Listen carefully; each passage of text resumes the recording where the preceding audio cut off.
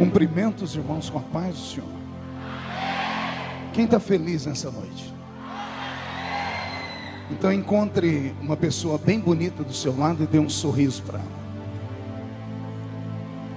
Ficou difícil? Se não tiver ninguém bonito aqui o suficiente, só olhar para o pastor Henrique com essa gravata vermelha torta, né? Pronto. É uma alegria estar de volta aqui na cidade de Uberlândia, Minas Gerais, ser recebido com tanto carinho pela igreja, e os organizadores quase me matando do coração aqui, né? Só de rever a irmã Oriovalda aqui já é para mim uma honra, né? Ouvir a sua voz orar por mim quase me deu um desarranjo. Deus abençoe sua vida sempre. Rever aqui amigos de sempre, como a cantora Amanda Ferrari, faz tempo, hein? Ver aqui o pastor Adriano, Gunnar Vingre, os amigos de sempre, o pastor Daniel, e os que eu ainda não conheço pelo nome, em nome do Senhor. Pastor Sinomar, Deus abençoe vocês, todos vocês. Estou feliz de estar aqui acompanhado da minha família, minha esposa está comigo, pastor Edileuza está ali atrás, os amigos de Orlândia, pastor Roberto Marinho, a esposa do pastor Roberto, a Luana, o Vaguinho e a esposa dele, a Marina, um primo meu, o Cleiton, e é uma alegria estar com vocês aqui. Eu tenho uma mensagem de Deus para o seu coração nessa noite. Os que trouxeram a Bíblia, abram comigo no Evangelho segundo escreveu São João. O capítulo é o de número 3. João, capítulo de número 3, e o versículo de número 8. Glória a Deus.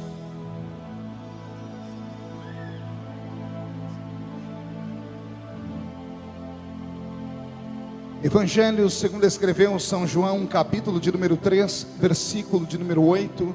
Quem encontrou, diga amém. Quem não encontrou, peça socorro. Se não achou o Evangelho de João, é porque o negócio está feio mesmo, né? É que dizem que mineiro é bem devagar, então eu espero você. João capítulo 3, versículo 8, está escrito assim: o vento assopra onde quer, ouves a sua voz, mas não sabes de onde vem e nem para onde vai. Assim é todo aquele que é nascido do Espírito. Eu vou ler mais uma vez para ver se o coração da igreja se empolga um pouco mais. O vento assopra onde quer, ouves a sua voz, mas não sabes de onde vem e nem para onde vai. Assim é todo aquele que é nascido do Espírito. Feche a Bíblia, coloque no banco, na cadeira, e pegue na mão da pessoa mais perfumada do seu lado. Ainda dá tempo. Aperte a mão da pessoa com carinho até ela falar aleluia. Pentecostal que não faz barulho está com defeito de fabricação, não é? Vamos orar? Pai, nós te exaltamos, nós te glorificamos, e nós entendemos que dentro de alguns minutos este lugar ficará pequeno para o tamanho da glória que o Senhor vai mandar dos céus. Daqui a alguns minutos os que vieram tristes começarão a saltar de alegria. Os que vieram se arrastando não voltam se arrastando hoje. Hoje voltarão voando nas asas de um novo tempo. Antes que eu comece a ministrar a sua palavra, cerque este ginásio com a sua glória, e num raio de 5 quilômetros, onde houver um demônio alojado, eu dou a esses demônios segundos para sumirem daqui, porque se não sumirem, serão queimados pelo poder da sua glória que aqui será derramada. Rasga o céu, Senhor, sobre a cidade de Uberlândia nesta noite. Manda anjos de fogo descerem aqui, que estes anjos comecem a esparramar brasas tiradas do seu altar, e onde houver um crente cheio do Espírito Santo, pega ele nesta noite, Jesus. Pega ela nesta noite, Jesus, e mostra o caminho da verdadeira e poderosa adoração. Fala conosco, fica conosco, em nome de Jesus. E a igreja diz: os que podem, tomem o seu assento, aplaudindo a Jesus, porque Ele é bom.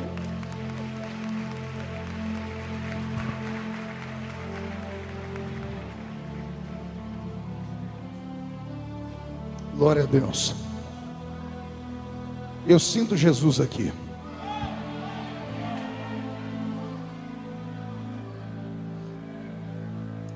Queridos, eu vou pedir que a igreja faça por um momento um minuto de silêncio. Vou pedir para que as nossas crianças encontrem um lugar para ficar. Vou pedir para que todos entrem no mesmo espírito que eu estou aqui. Eu não vim aqui para ver amigos, embora esteja feliz em vê-los. Eu não vim aqui para passear, embora um passeio sempre é bom. Eu vim aqui hoje para falar coisas celestes. Vim aqui para trazer um recado do céu para o coração daqueles que acreditam que Jesus fala. Vivemos os últimos dias da igreja na terra. E eu falo isso com toda a segurança do mundo. Eu prego o evangelho desde criança. Eu tinha 13 anos de idade quando agarrei o microfone para pregar pela primeira vez. E hoje eu tenho 40 anos. Sei que estou com um cara de 50, corpinho de 60. O tempo vai destruindo a gente. Mas a minha memória ainda é muito lúcida. E eu não tenho na minha memória nenhuma lembrança de um culto sequer, desde a minha infância, em que Jesus não estivesse presente. Como a metade entendeu, eu vou tentar repetir com outras palavras. Eu não tenho na minha memória nenhuma lembrança de um culto sequer que Jesus tenha chegado atrasado. Eu cheguei muitas vezes atrasado, e às vezes fui obrigado a sair antes do culto terminar. Mas Jesus não. Ele sempre chegou com o primeiro crente e sempre foi embora com o último crente. Ou seja, eu não sei se você já sentiu a presença dele, mas ele está aqui. E ele é tão grande que os pés deles pisam aqui nesse ginásio, mas a face dele está diante dos serafins que estão cantando: Santo, Santo, Santo é o Senhor dos exércitos. E a cidade de Uberlândia está ficando cheia da sua glória. Como eu devotei a minha vida a Deus desde criança, aprove ao bom Deus me levar pelo mundo. E hoje eu carrego um currículo extenso. São mais de 70 nações do mundo onde eu já preguei. Mais de 2.000 cidades do meu país, do meu Brasil. Eu conheço de corpo presente milhares de crentes ao redor do mundo. Ou seja, isso tudo me deu base, me deu sustentação para estar aqui hoje diante de vocês. A bem da verdade é que muitas pessoas, quando vêm me ouvir pregar, já não vêm mais ouvir a palavra. Até porque minhas mensagens são disseminadas pelo Brasil, pelo YouTube, DVDs, livros, etc. e tal, e até pelos programas de TV. Hoje eu tenho programa em 6 emissoras de TV. Ou seja, a maioria das pessoas que vêm me ouvir, na verdade vem para saber se eu sou de verdade. Algumas pessoas vêm só para conhecer os meus segredos. Uns vêm para ver o meu cabelo, outros vêm para saber se eu estou gordinho ou magrinho, né? Mas bom é ser lembrado, bom é ser querido, bom é ser amado. Eu acredito, pastor Henrique, se eu parasse de pregar o evangelho hoje, por pelo menos mais uns 50 anos até a volta de Jesus, alguém ainda ouviria a minha voz pregando a palavra. Quem aqui já assistiu um DVD de mensagem meu? Levante a mão. Quem já chorou na frente de um aparelho de televisão, sendo impactado pela presença de Deus? Ou seja, Deus me levantou nesse nosso país como uma voz. E alguns anos atrás eu ainda era um jovem e dizia a Deus: Senhor, já não há mais sonhos dentro de mim. O sonho que qualquer homem, que qualquer evangelista, que qualquer pregador, que qualquer pastor tinha, eu os conquistei. E conquistei sendo ainda muito jovem. Conquistei um espaço no meio evangélico que não foi fácil. Paguei preço muito alto.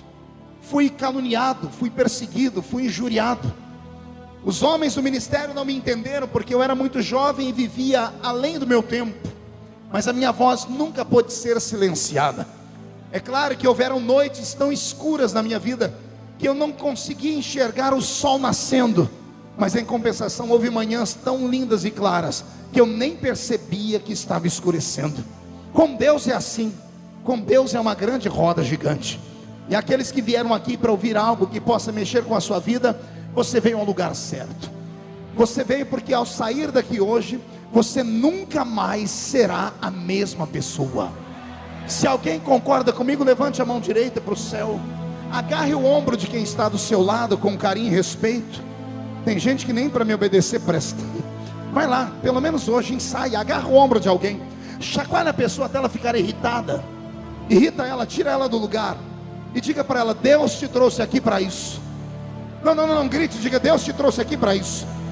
Diga: Ele vai sacudir a sua vida hoje. Ele vai sacudir o seu ministério hoje. E quem viver verá, para ver onde Deus vai colocar a sua vida ainda. E só quem crê nisso não dá um grito não, dá um berro de glória a Deus aqui nesse lugar.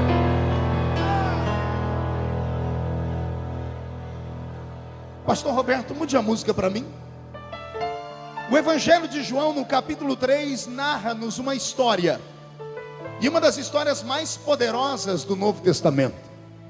Uma história onde o meu Jesus é interpelado pela maior autoridade eclesiástica e política de Israel. Eu estou dizendo uma autoridade política entre os hebreus. Não estou falando do Império Romano sobre Israel. Estou falando sobre um homem conhecido por todos nós pelo nome de Nicodemos. Qual é o nome dele, igreja? Acotovele alguém do seu lado e pergunte ao irmão: conhece Nicodemos? Olhe para mim que eu vou te apresentar ele. Nicodemos era um doutor da lei. Na verdade, muito mais que um doutor da lei. Era um exegeta bíblico. Era um intérprete da Bíblia do seu tempo. Muito mais que um intérprete da Bíblia, Nicodemos era um homem que tramitava entre a religião e a política com muita liberdade. Nicodemos, esse homem que é o protagonista da minha história, ele falava com Deus aos sábados dentro da sinagoga acerca do povo, mas durante a semana os seus pés estavam dentro do sinédrio. O sinédrio era um conselho dos homens de cãs brancas, era o conselho dos mais experientes, e eles então levavam até os Césares da vida, ou aos governadores das províncias, os pedidos dos hebreus. Então o doutor Nicodemos era um homem extremamente reconhecido no seu tempo, reconhecido porque era um profeta, reconhecido porque era um doutor da lei, reconhecido porque era um intérprete da Bíblia, e também era respeitado entre os romanos pela sua atividade política. Na verdade, ele era muito mais do que isso. Nicodemos era um homem que, quando andava pelas ruas de Jerusalém, suscitava paixões. Qual palavra eu disse? Dá para falar mais alto? Sem nenhum tipo de medo e constrangimento, vai lá. Qual a palavra? Pergunte quais. Pelo menos duas. Ele conseguia suscitar no meio de Israel dois sentimentos antagônicos. O primeiro era o sentimento do amor. As pessoas que tinham uma família estruturada, as pessoas que vinham de uma família equilibrada, as pessoas que tinham um lastro familiar, as pessoas que conheciam a árvore genealógica da sua história, ou seja, pessoas criadas dentro do lar, que conheciam o pai e a mãe, o avô, a avó, alguns até o bisavô e a bisavó. Essas pessoas que eram equilibradas, que tinham condições de viver, que tinham condições de se alimentar 4 vezes por dia, quando olhavam o doutor Nicodemos na rua, suspiravam de paixão por Deus e diziam: Deus tem na terra o seu homem, ou a sua voz. Nicodemos suscitava a paixão do amor num grupo. Todavia, respire fundo, ele suscitava um outro tipo de sentimento num outro grupo da sociedade.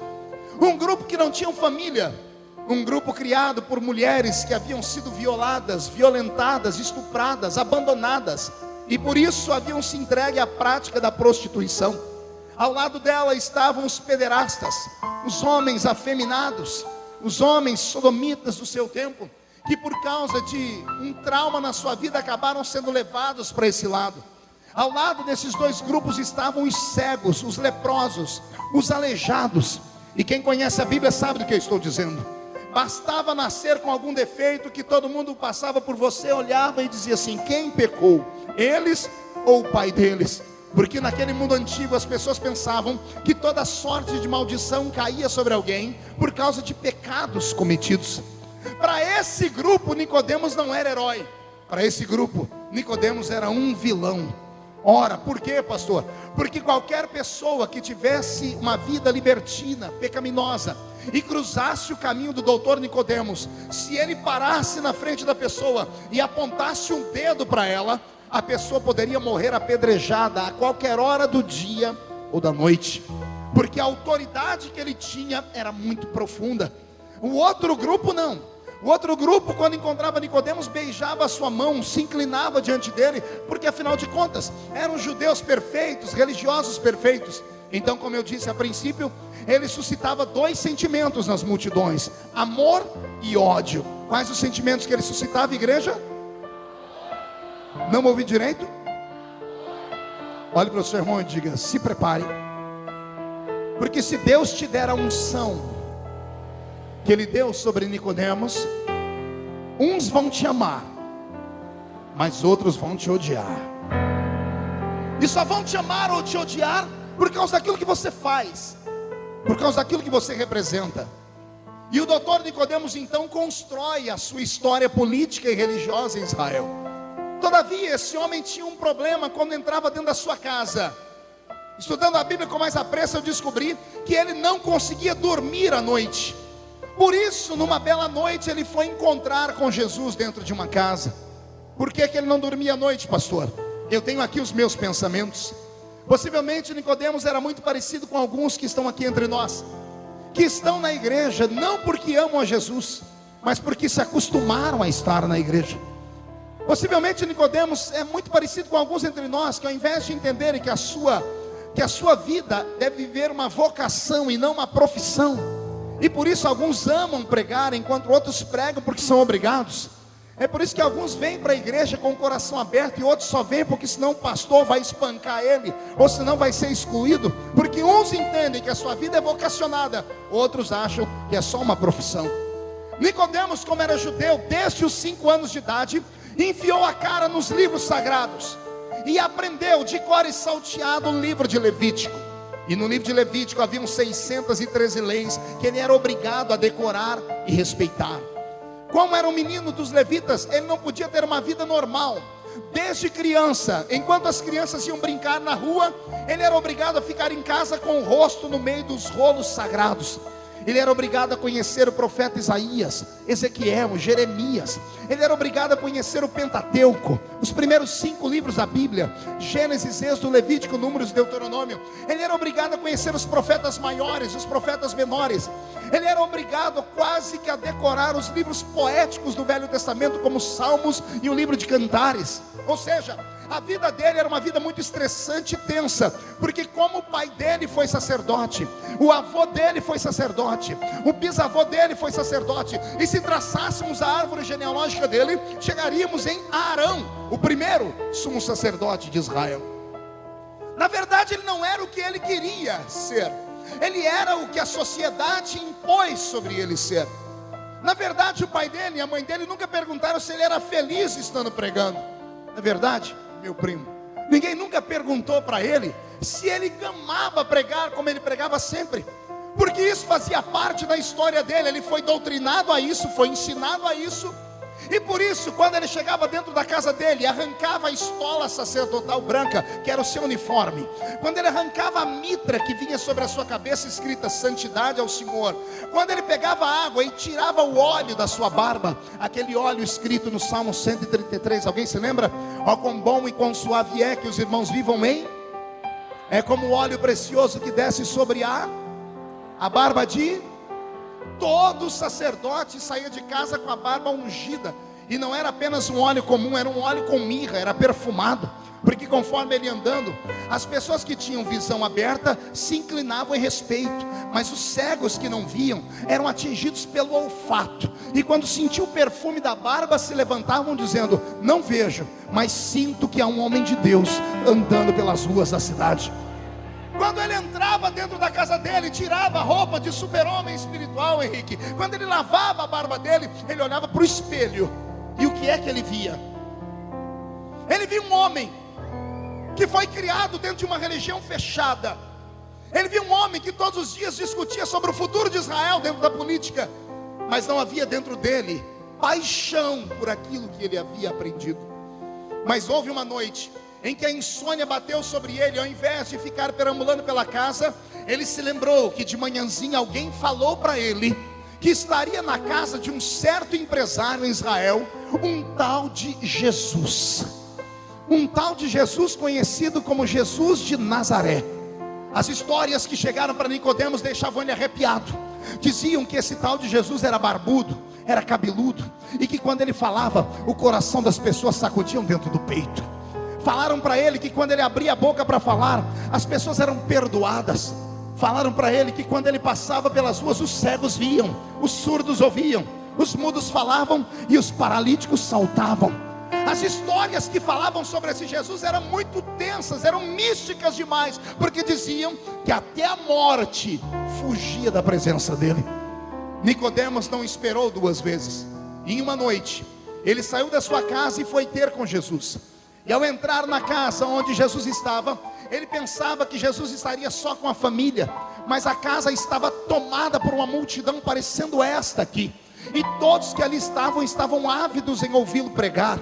Agora olha que interessante, quando Nicodemos entrou naquela casa, ele não entrou para discutir Bíblia, não entrou para falar de teologia, ele entrou para conhecer o homem que perdoava pecado. Ele entrou para ver se aquele mestre de Israel apaziguava o coração dele. Ele entrou ali para ver se Jesus dava um novo norte na vida dele. Mas quando ele entra na casa, todas as pessoas que ele conhecia de bem estavam ali dentro. Os membros da sinagoga estavam ali, os coristas do coral da sinagoga estavam ali, as irmãs da oração da sinagoga estavam ali, os jovens da sinagoga estavam ali. E quando ele enxerga os jovens, as pessoas que ele conhecia, e ele olha para Jesus, a alma dele fica vendida, porque ele conversa consigo mesmo, eu tenho certeza, dizendo: se eu abrir a minha alma para Jesus, falar para ele que eu preciso conhecer o céu de verdade, falar para ele que eu sou só um profissional e não vocacionado, possivelmente as pessoas nunca mais vão querer me ouvir pregar, mas eu corro o risco de encontrar em Jesus um alívio para minha alma. Mas ele também tinha uma segunda opção: esquecer a alma dele, esquecer esse negócio de céu, esquecer esse negócio de crise existencial, e mostrar para todo mundo ali que ele era o bambambam da palavra. E foi isso que ele fez. Ao invés de se preocupar consigo mesmo, ele se preocupou com aquilo que os outros iam dizer. Eu abro um parênteses para falar com vocês agora, e olhem para mim. Enquanto você se preocupar com aquilo que as pessoas falam de você, você nunca irá a lugar nenhum. Eu vou falar de novo. Enquanto você ficar dando ouvido àquilo que as pessoas pensam de você, você nunca será ninguém. Porque enquanto você se preocupa com os outros, você não vive, você vegeta. E o meu Deus não tem pacto com quem vegeta. O meu Deus ama aqueles que vivem. Aqueles que entraram por esta porta porque estão cansados de uma vida comum, vão voltar para suas casas cheios de Deus. Mas os que vieram aqui, mas estão pensando no que aqueles que estão lá fora com cartazes vão falar na hora que ele passar ali, porque se você não sabe, tem um grupo de ativistas gays ali prontos para jogar pedra em mim na hora que eu sair. Se você é um daqueles que se preocupa muito com o que as pessoas vão falar, tem gente que não consegue nem respirar, nem dar glória a Deus, está tenso, está tremendo. Amigo, desculpe, você não pertence ao nosso reino. Você não pertence àqueles que pensam como eu.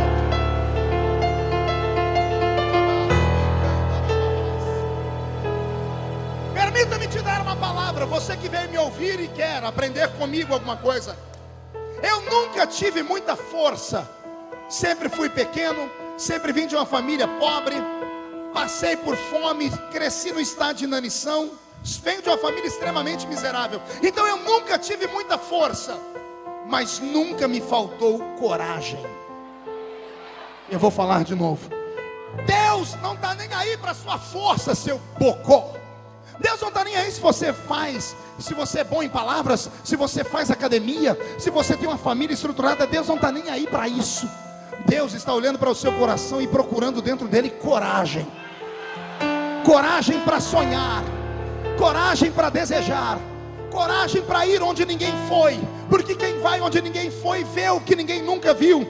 E quem vê o que ninguém nunca viu, sente o que ninguém nunca sentiu. Eu quero saber se tem alguém de coragem nesta noite aqui. Então os corajosos dêem mais um grito de glória.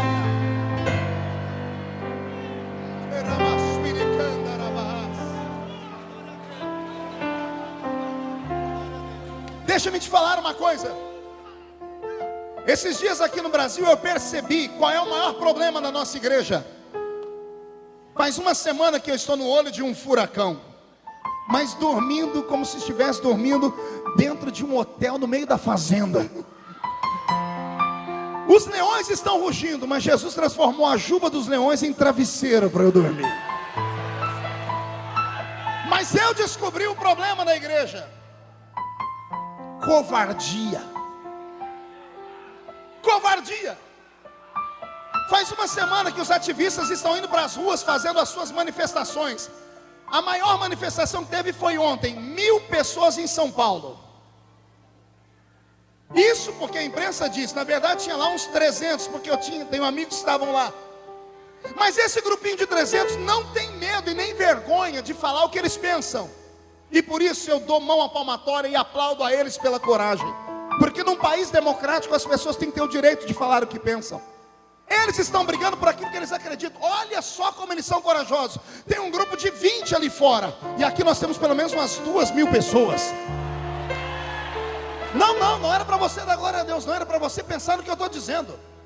Eles só estão em 20 e tem coragem de vir aqui peitar a gente. Eu queria que fosse o contrário. Eu queria ver 2000 crentes de camiseta na mão, uma faixa, andando pelas ruas de Uberlândia, dizendo: a família está em primeiro lugar. Era isso que eu queria ver, era isso. Mas não dá, sabe por que não dá? Porque os crentes são valentes quando estão trancados em 4 paredes. Quando estão dentro do reduto da sua igreja, marcham, batem o pé, profetizam e gritam. Mas quando saem pela porta, pegam suas bíbliazinhas, põem debaixo do sovaco e saem como se estivesse indo para um meio de uma derrota. Deixa eu te dizer uma coisa. Um dos maiores ativistas de direitos humanos do mundo foi um pastor evangélico pentecostal. O nome dele era Martin Luther King. O Dr. Martin Luther King lutou pela libertação da escravatura de uma vez por todas, o fim do apartheid lá nos Estados Unidos da América. Era um homem que falava em línguas estranhas como eu e você. Ele morreu por essa causa. E sabe o que foi que ele deixou escrito um dia? Ele disse assim: o que me apavora não é o grito dos maus, o que me apavora é o silêncio dos bons. Anotou isso? Escreve isso para você nunca mais esquecer.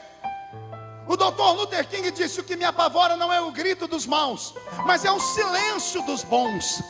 Porque ele sozinho teve que morrer para ver o milagre acontecer. Depois que mataram ele, é que as igrejas saíram pelas ruas. Será que no Brasil vão esperar me matar também para que a igreja acorde? Será que vai esperar eu ser crucificado no meio da rua pela mídia?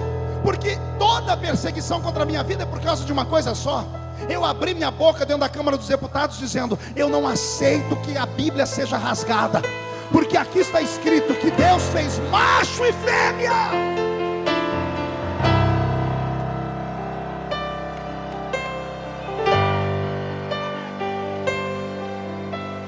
Aí vem os crentes perguntar: pastor, mas está todo mundo dizendo que o senhor é racista. Você não me conhece, seu infeliz.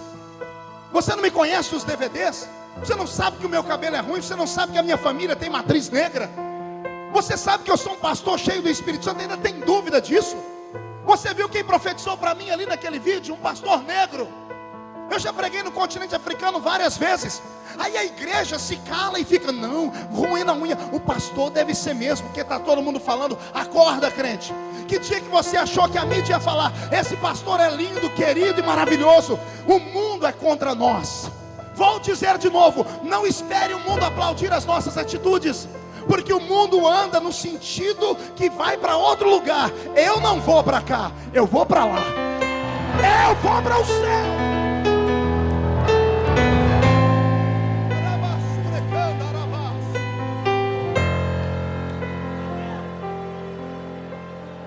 Até quando vamos aceitar isso?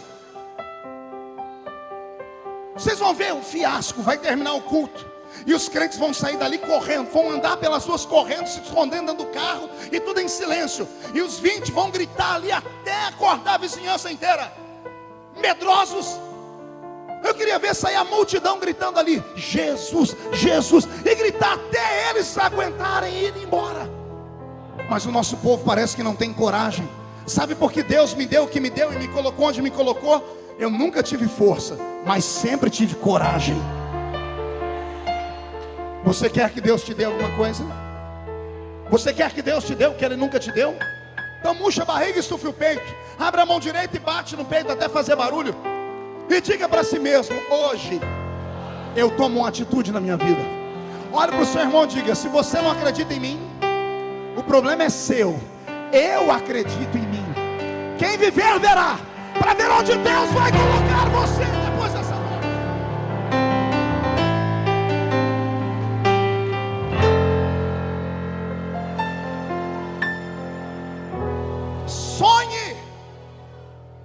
Sonhe alto, mas não guarde os seus sonhos só dentro das suas palavras internas. Verbalize os seus sonhos. Eu estou deputado federal há 2 anos e alguns meses. Desde o meu primeiro discurso, quando eu assumia a Câmara dos Deputados, eu venho rodando o Brasil e o mundo contando esse seguinte sonho. Escute aí. Faz 2 anos e alguns meses que eu venho falando: vai chegar um dia em que os crentes virão para um culto no meio de semana, agarrado a um radinho de pilha, só para ouvir a voz do Brasil, que hoje ninguém escuta de raiva. Mas um dia os crentes vão ter orgulho, porque vão ouvir um jornalista falar com a palavra Sua Excelência, o presidente da República Federativa do Brasil. E o presidente do Brasil vai começar o discurso dele assim, ó: eu cumprimento os compatriotas brasileiros com a paz do Senhor Jesus.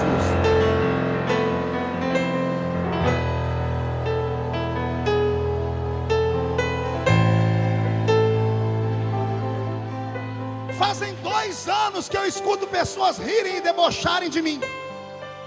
E as pessoas perguntando: você é conhecido só no meio dos crentes, Marco? Você nunca vai ser nada. De repente, em uma semana eu fico 5 dias no Jornal Nacional. Primeiro as pessoas me batem, agora a mídia seleta, a mídia inteligente começa a perceber: calma aí, tem alguma coisa nesse moço. Só tem um grupo brigando com ele. Ou seja, ele é conservador, ele representa 90% da população brasileira. Só essa semana que passou, 2 partidos já me convidaram para me dar a legenda para sair a presidente da República do Brasil.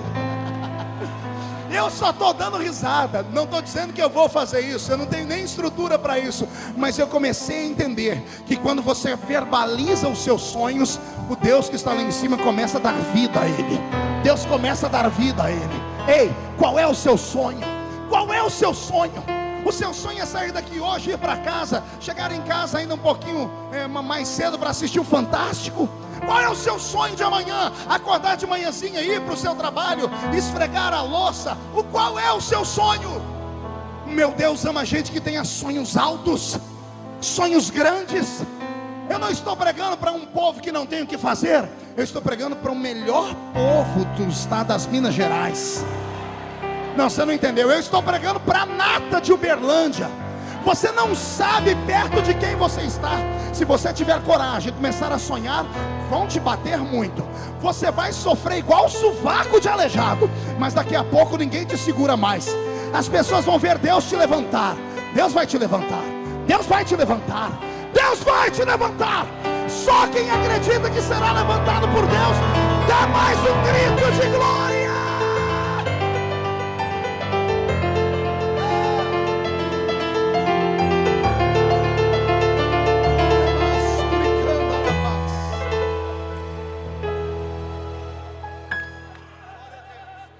Pastor Roberto, muda a música para mim. Faltou a Nicodemos coragem.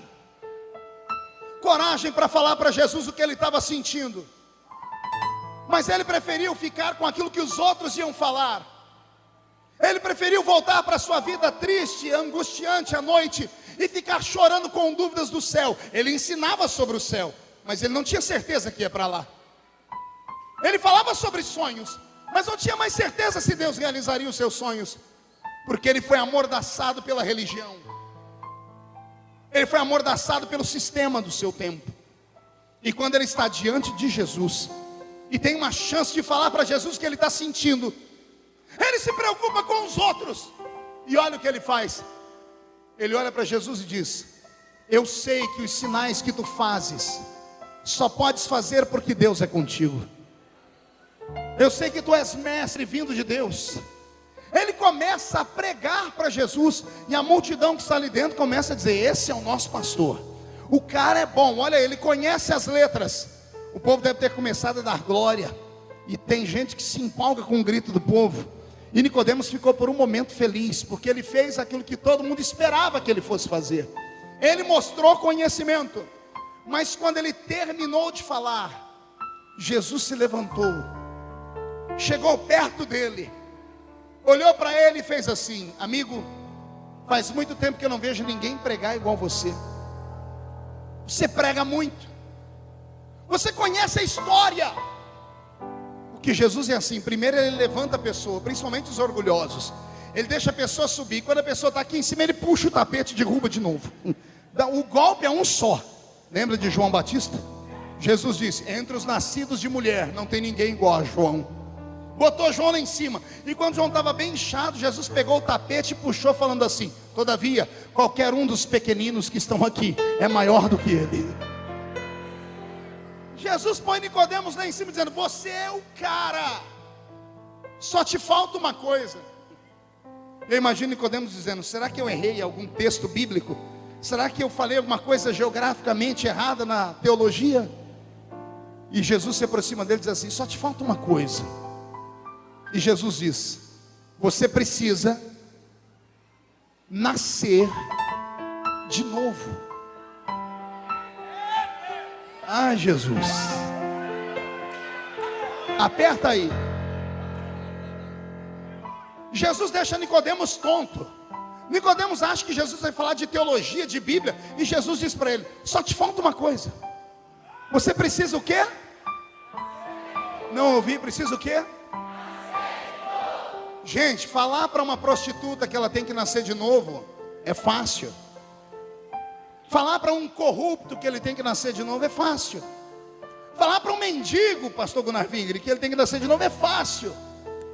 Falar para o pastor presidente de Jerusalém, falar para o doutor Nicodemos, o mestre das letras, que ele tem que nascer de novo, ninguém tem coragem.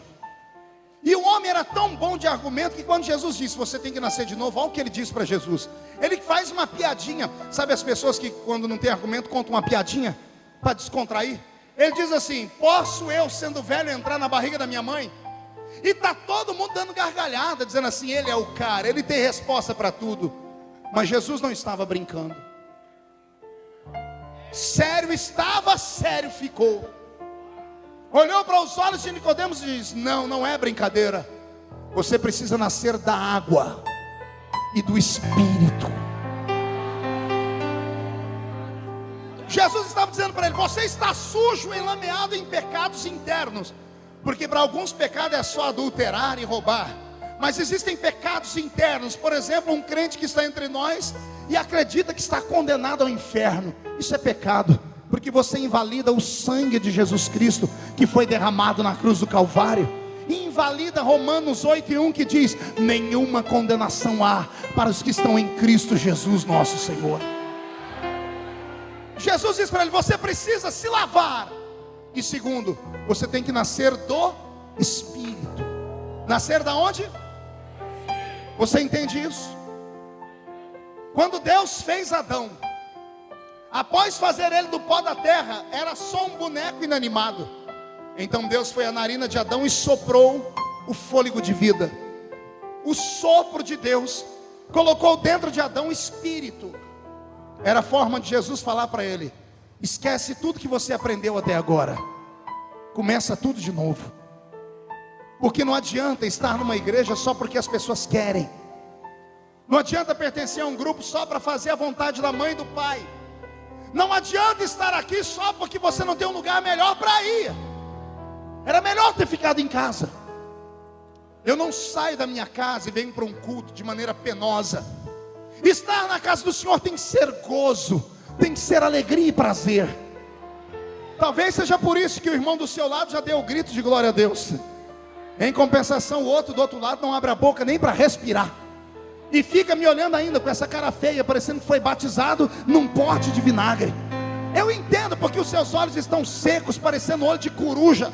Eu entendo porque a sua boca está travada. Segura aí, boca de aço, língua de ferro, queixo de concreto. É porque você está aqui só com o corpo, mas a sua alma não está aqui. Você está pensando no Big Brother, você está pensando no Jornal Nacional, você está pensando na revista, você está pensando em tudo menos em Deus. Em compensação, tem meia dúzia aqui que só tem 2 dentes na boca, o zagueiro e o atacante, mas o coração está ligado no céu, e é por isso que Jesus está manifestando agora nele aqui.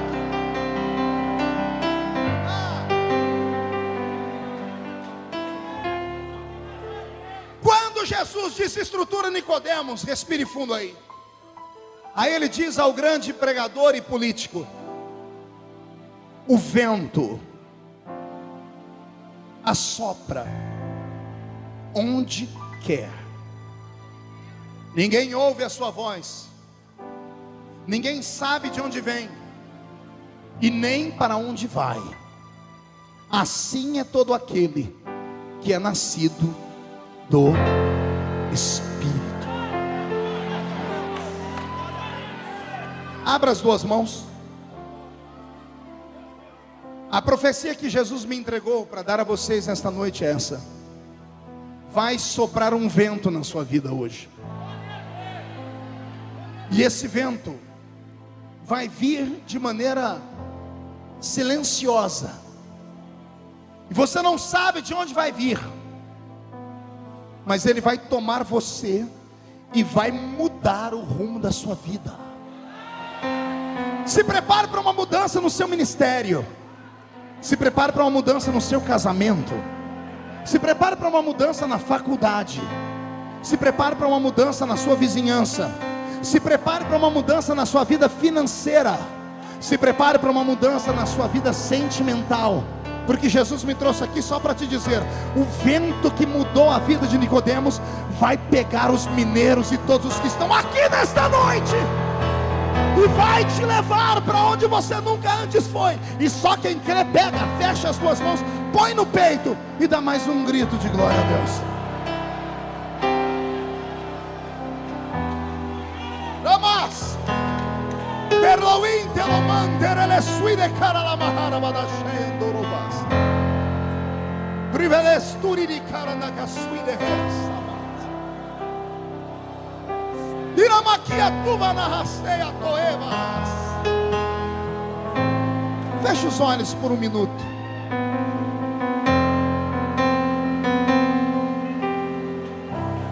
E vais Anderele sui entreve cueva ra rassúria.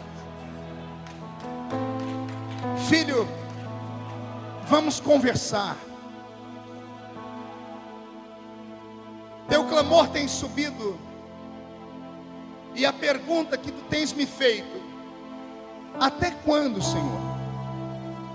Quanto tempo falta para que o meu nome seja soprado?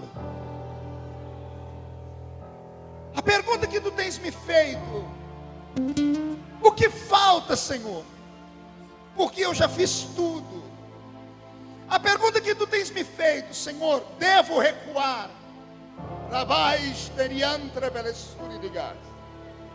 Falo eu assim contigo hoje. Mais um pouquinho de tempo. Quando suas costas arderem com os vergões da religião, quando espancarem a sua alma, quando destruírem os seus sentimentos, quando ferirem o ministério que eu te dei, aí eu te levanto e te coloco longe do alcance dos homens e sopro o seu nome sobre a terra. Filho meu, comece a me adorar, porque hoje o vento começa a soprar. Quem viver verá, para ver o que eu faço na sua vida. Assim diz o Senhor.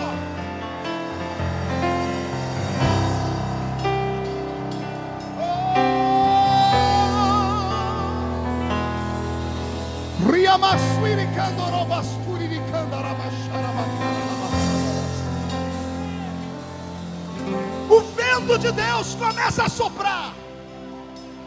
E ouça o que eu vou te dizer. Começamos a entrar num período, e a minha alma se apaixona quando eu falo isso, no período que antecede os dias da volta de Jesus.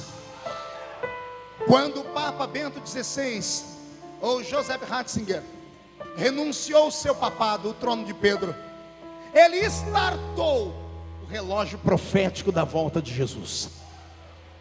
O relógio profético que parecia estar esquecido e empoeirado, começa a fazer os seus tic-tacs. E querendo você ou não, esta geração, creio eu, ouvirá o toque da trombeta. E se a trombeta tocar hoje à noite, aqui em Uberlândia, só 2 ouvirem, eu sou o primeiro. Quem é o segundo? Deixa eu ver. Então comece a adorar. O vento que começa a soprar nesta noite, pastor Henrique, é um vento de despertamento, é um vento de glória. Eu não vejo homens e mulheres na minha frente, eu vejo operadores de milagres, operadores de sinais. Quem crê no que eu estou vendo? Quem crê? Por favor, olhe para os seus pés. O que é que você vê nos seus pés? Chinelos, sapatos. O que é que você vê nos seus pés? Bota. O que é que você vê nos seus pés? Apenas chulé, apenas dedos encravados, unhas encravadas. Eu profetizo que hoje o Senhor Deus faz cumprir aquilo que está escrito. Ele vai te dar poder para pisar sobre serpentes e sobre escorpiões. Olhe para suas mãos. O que é que você vê? Dedos, anéis, falanges, unhas. Eu profetizo que hoje desce sobre a sua mão a unção que vai curar os enfermos. Eu profetizo que quando você voltar para sua casa, Zé Pilintra, Zé Pilantra, Chucaveira, Tranca-Rua, Preto Velho e todos os demônios do inferno vão ficar sob a sola do seu sapato, porque o vento começa a soprar.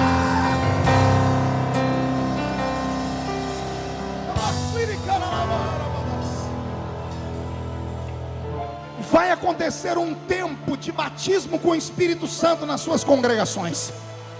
Escuta o que eu estou dizendo, pastores. Eu vi uma lista aqui, tem muitos pastores aqui. Esta semana que se inicia, façam um clamor nas suas igrejas por batismo com o Espírito Santo, e vocês vão ver o que Jesus vai fazer no culto. Vai ser uma semana de despertamento, vai ser uma semana em que o vale de ossos secos será sacudido. Vai ser uma semana em que Deus vai voltar a dar vida aos crentes. Eu profetizo que por esses dias que estamos vivendo agora, e não demorará muito, dentro desses próximos 30 dias, a igreja brasileira será sacudida. Vai haver um clamor feito pela igreja brasileira. A igreja brasileira vai sair das 4 paredes e vai começar a falar que Jesus Cristo é o mesmo ontem, hoje e será eternamente. E se o que eu estou falando é verdade, Deus de Israel, para que ninguém aqui desacredite na minha palavra e para que todos saibam que eu sou um profeta, eu quero um sinal aqui em Uberlândia agora. Onde houver alguém cheio do Espírito Santo, pega ele agora.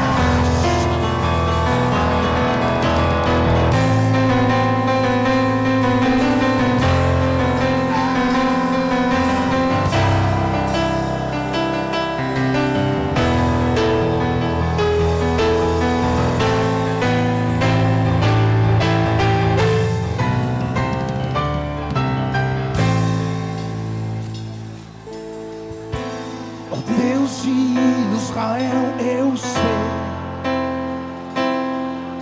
que eu não vim a esse mundo para adorar outro rei. Os leões estão rugindo sem parar, meu louvor incomodou a todos que são contra ti, ó Jeová. Quem sabe canta, nada pode intercalar o louvor do meu coração. Nos manjares eu abro mão, nos palácios não quero não. Eis-me aqui como Daniel, com os olhos voltados pro céu, com o risco de morrer, mas o que me importa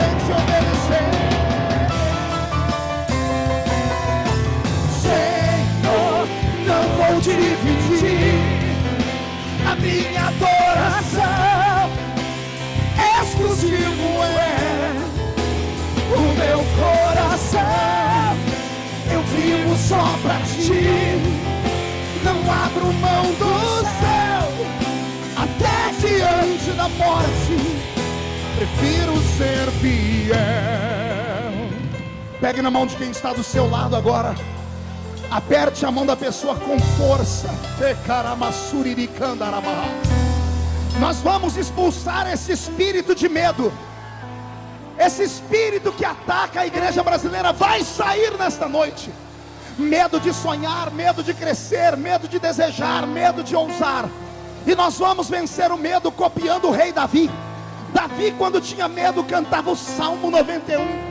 E nós vamos cantar o Salmo 91 agora. Mas eu quero ver você marchar.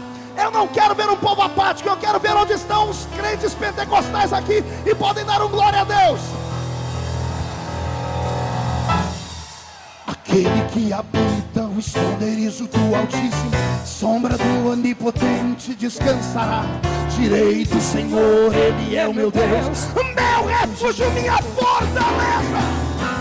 Ele me livra do laço do passarinheiro e da peste perniciosa. Ele me cobre com suas penas e debaixo de suas asas estarei seguro. Eu não temo espanto noturno, nem seta que voe de dia, peste que ande na escuridão, nem mortandade que assole ao meio-dia. Não importa quantos caiam do meu lado, direita, esquerda, eu estou protegido. Se eu for fiel, eu moverei o céu. Ele envia anjos para me guardar. Não vou dividir minha adoração, exclusivo é o meu coração. Eu vivo só pra ti, não abro mão do céu, até diante da morte, prefiro ser. Olhe pra mim. Quantos aqui dentro estão cansados de uma vida normal? Quem aqui quer ter experiências profundas com Deus? Quem aqui quer que o vento sopre sobre a sua vida? Levante as duas mãos, chacoalhe elas. Você tem coragem de ficar cara a cara com alguém agora? Escolhe uma pessoa, fique cara a cara com ela, mas não toque nela. Olhe no olho, chacoalhe a mão sobre ela. Meu Deus, onde houver uma mão levantada, coloque uma brasa de fogo tirada do seu altar, porque onde eles colocarem essas mãos agora, vai acontecer batismo com o Espírito Santo, cura divina, libertação. Pai, faz cair a sua glória nessas mãos agora. Abrace alguém agora, profetize sobre ele. Senhor, não vou dividir minha adoração, exclusivo é o meu coração. Vivo só pra ti, não abro mão do céu. Até diante da morte, prefiro ser. Vai, profetiza, pula, grita, recebe mais dessa bênção. Minha adoração, exclusivo é o meu coração. Eu vivo só pra ti, não abro mão do céu, até diante da morte.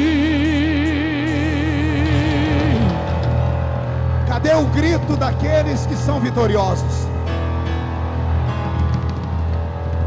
Para terminar, pela última vez, mão direita aberta.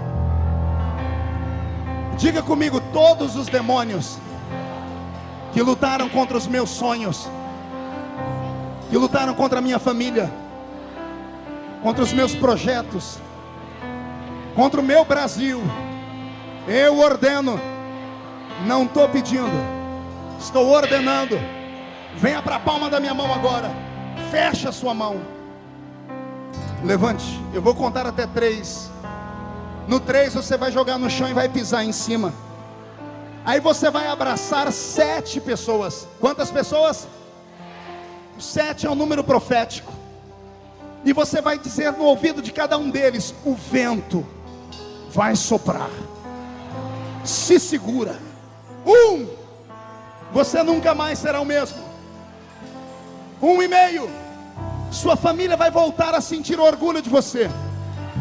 2, a sua igreja vai ser sacudida por um avivamento.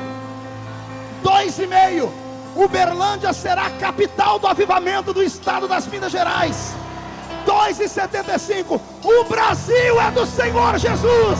3, jogue no chão, pisa em cima.